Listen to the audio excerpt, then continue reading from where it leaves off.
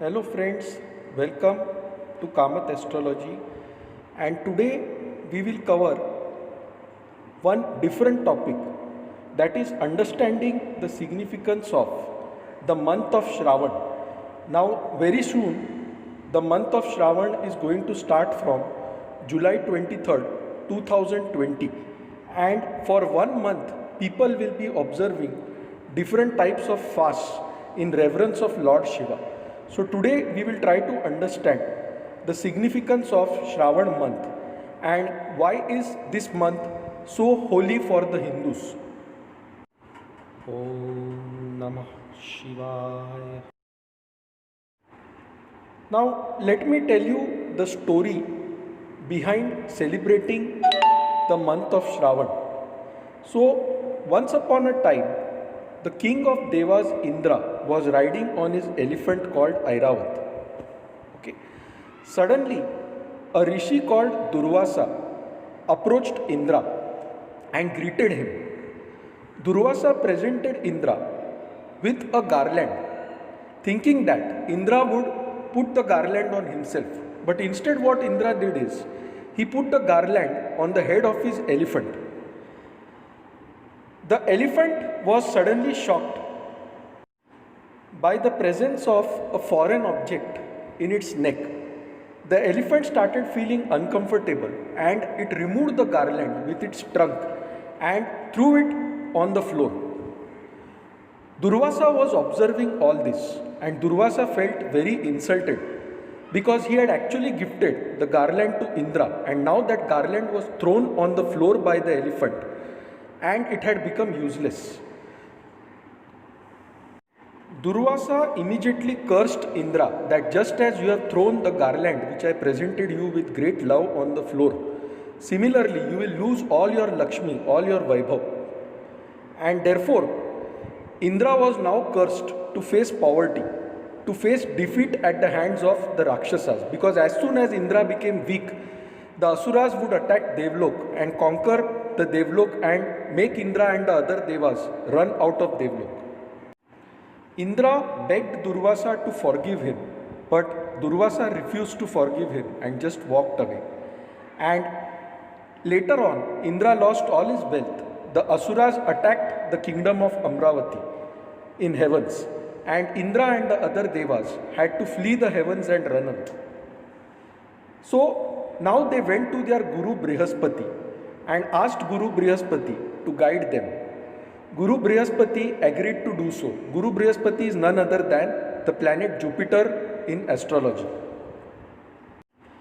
Brihaspati told the Devas that if they are able to get Amrit from the sea, then definitely they will get back all their wealth, all their lost glory. But now getting the Amrit from the sea was not an easy task. You had to churn the sea with the help of a mountain, and this work could not be done by the Devas alone. They needed the help of the Asuras as well. So Brihaspati then proposed Indra to go to the king of Asuras and ask for his help. But Indra told Brihaspati, "Why will the Asuras help me?" Brihaspati told them, "Tell them that they also have a benefit in this process." So when the churning of the ocean takes place, different types of gems, different types of riches will come out of the ocean. And finally the Amrit will also come out of the ocean. Tell the Asuras that we will divide this equally among ourselves, and this will benefit both the Devas and the Asuras. Indra along with Brihaspati went to the king of Asuras and their Guru Shukracharya, and the Asuras also agreed with Indra and they decided to churn the ocean. It was also decided that whatever comes out of the ocean, it will be equally distributed among the Devas and the Asuras. Now, the Devas and the Asuras decided to use a mountain called Sumeru for churning and the snake god Vasuki as the rope to be used for churning. And thus began the process of churning the ocean. So this is how they were churning the ocean. Okay. The Asuras were holding the head of the snake Vasuki, whereas the Devas were holding the tail of the snake Vasuki. But the mountain needed a base, right? Without which it would not be stable. So Lord Vishnu took the form of a tortoise and went below the mountain to prevent the mountain from falling while the ocean was being churned. This avatar of Vishnu in the form of a tortoise is known as Kurma avatar. Now, as the ocean was being churned, different types of riches were coming from the ocean, different types of gemstones, different types of ornaments, different types of riches, different types of horses were coming from the ocean, and the Devas and the Asuras were glad to divide them equally. But as they were churning the ocean, see, with good also comes bad. So suddenly the snake Vasuki started emitting poison from its mouth. Okay, and this was a deadly poison which is known as halahal, and no one had the courage to drink this poison, because if you drink that poison you would definitely die. So the Devas as well as the Asuras were in a state of turbulence what to do, and the Asuras were more scared because they were holding the head of the snake. Finally, sage Narad decided to help the Devas and the Asuras. He told them that only Lord Shiva has the capacity to drink this poison, for poison is ruled upon by Lord Shiva. So Narad decided to approach Lord Shiva for help on behalf of the Devas and the Asuras. Lord Shiva gladly agreed to help the Devas and the Asuras. He went with Narad and he started drinking the poison which was coming from the mouth of the snake Vasuki. The poison was very deadly and Shiva consumed the poison. The poison passed through the throat of Shiva. But before it could reach the stomach of Shiva, Goddess Parvati came and held Shiva's neck tightly, and the poison stopped within Shiva's neck. However, Shiva's neck became blue because of this poison, and therefore Shiva is also known as Neelkant. The color blue is represented by the word Neel, and Kant means neck or throat. Okay, so the poison was stopped in Shiva's throat and his throat became blue, and that is why one name of Shiva is also known as Neelkant. Later on, Goddess Lakshmi emerged from the ocean and she went out and put a garland around Lord Vishnu's neck, and thus Lord Vishnu became the husband of Goddess Lakshmi. Along with Lakshmi, different types of riches came out of the ocean.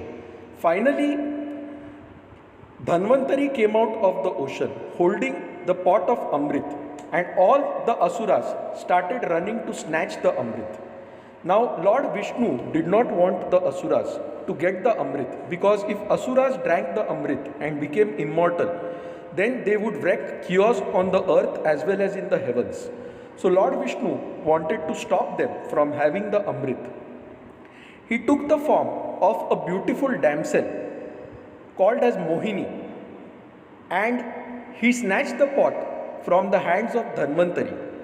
And this damsel then told the Devas and the Asuras that I will distribute the Amrit between you. She made the Devas sit on one side, the Asuras sit on the other side, as can be seen in this figure. Mohini started distributing the Amrit. All the Asuras were so enchanted by her beauty that they were just observing her. They were not observing what exactly she was doing. She was putting the Amrit in the plates of the Devas and pretending to put Amrit in the plates of the Asuras, but she was not doing that. One Asur, Swarbhanu, observed this and he changed his form as a Deva and went and sat on the side of the Devas. The sun and the moon quickly noticed that this is not a Deva but Swarbhanu, and they immediately told Mohini that this is a demon Swarbhanu, do not give him Amrit. But by that time, Mohini had poured Amrit into the plate of Swarbhanu, and Swarbhanu had consumed it also, and it had reached the throat of Swarbhanu. Mohini immediately changed her form and became Lord Vishnu, and she shot the Sudarshan Chakra towards this Asura and cut his head. However, since the Amrit had passed into the throat and the Sudarshan Chakra immediately cut the throat, the head became Rahu, okay, and the body became Ketu. Thus, Rahu represents a node with unending desires. Rahu wanted to become a Deva, okay, he wanted to have the Amrit. But because the Sudarshan Chakra separated the body from the head, the mind was detached from the body, okay. So, Ketu became the detached body. Ketu is the exact opposite of Rahu. He does not desire anything. He is a monk. He desires to free you from all material attachments. Whereas Rahu is exactly the opposite. He continuously wants new things. He represents illusion. He represents smoky things. Okay, this is how two grahas, Rahu and Ketu, were born in Vedic astrology. Now, because the sun and the moon had complained to Vishnu, this is the reason why these nodes eclipse the sun and the moon, and during this eclipse period they are said to cause tremendous stress to the sun and the moon, okay, and therefore the period of eclipse is considered not auspicious because the vibrations during that period or the energy in the atmosphere is not considered good. As the Sudarshan Chakra cut the head of Rahu, Rahu spit some saliva on the ground, okay, and this saliva is said to have become the onion plant. Onion is said to have medicinal properties because the Amrit had gone into the throat of Rahu. Okay, so onion has antiseptic properties, it has medical properties, but it is not considered auspicious because it is the spit of a demon, and that is why many people do not eat onion. Okay, so in the Jain religion you will see that people don't eat onion at all. This is the reason why onion is forbidden or not eaten many a times. So now your next question will be, why are you telling us all this? What is the relation of this with the Shravan month? All these incidents took place in the Shravan month. Okay?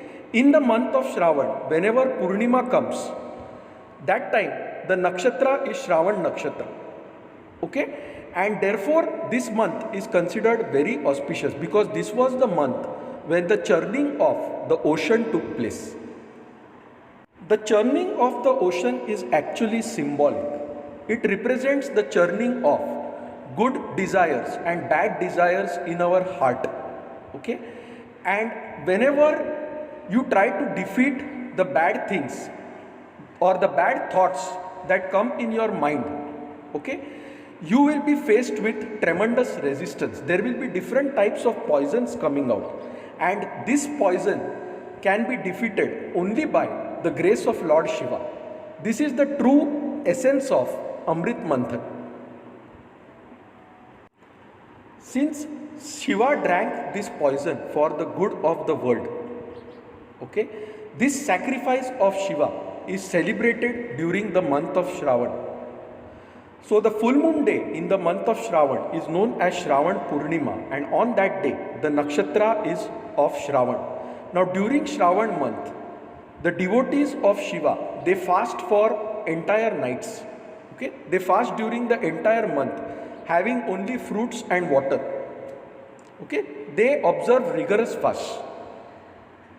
In the mornings, people go to the Shiva temple and they offer Panchamrut, which is a mixture of milk, ghee, yogurt, honey. Okay, so 5 different types of things, and this is offered to Lord Shiva. Now the drinking of the poison had caused tremendous irritation in the throat of Shiva, and Shiva therefore put a crescent shaped moon on his head. Okay, and that is why Shiva is also known as Chandra Maulishwara, the one who holds the crescent shaped moon. The moon also represents water. Okay, the moon represents the day of Monday. Okay, so on Mondays in the month of Shravan, it is known as Shravan Somvar, and people offer milk, water, bay leaves to the Shivling. This is said to please Shiva in a big way and destroy the irritation in his throat. Both Shiva, Parvati as well as the moon are said to bless the person who worships the Shivling on Mondays. Okay, so the worship of Shiva on Mondays in the month of Shravan is known as Shravan Somvar Vrat or Shravan Somvar Puja. Okay, there are also fasts which married people observe on Tuesdays and Fridays. The Mangala Gauri Vrat is observed on Tuesdays, and on Fridays, newly-wed couples or newly-wed ladies pray for the long life of their husbands. This is also known as Shravan Shukravar. Generally, you will observe that people also do not eat non-veg in the month of Shravan. Okay, so people do not eat fish, chicken, mutton, etc. in the month of Shravan, because Shravan is the month of purification. It is the month of fasting. Okay, fasting purifies the mind, and when this purification is done, keeping Shiva as the object of your mind, great success is achieved in life. Great happiness comes in life.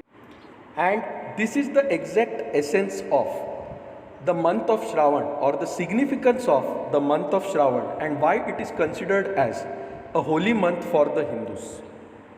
So it is a period where we try to abstain from all the bad desires, all the bad thoughts. Okay, we also purify our body through fasting. And this is what causes auspiciousness and good things in the future. So friends, this was my interpretation of significance of the month of Shravan. If you like this video, please mark it as liked on YouTube by clicking the like button. Now my contact details are given in this slide. For any queries, feel free to email us at astrosevaworld@yahoo.com. You can also visit my website astroseva.tripod.com or download our application Kamath Astrology from Google Play Store. So friends, hope you enjoyed this video. We'll see you shortly with another video. Till then, take care, have a nice time, bye.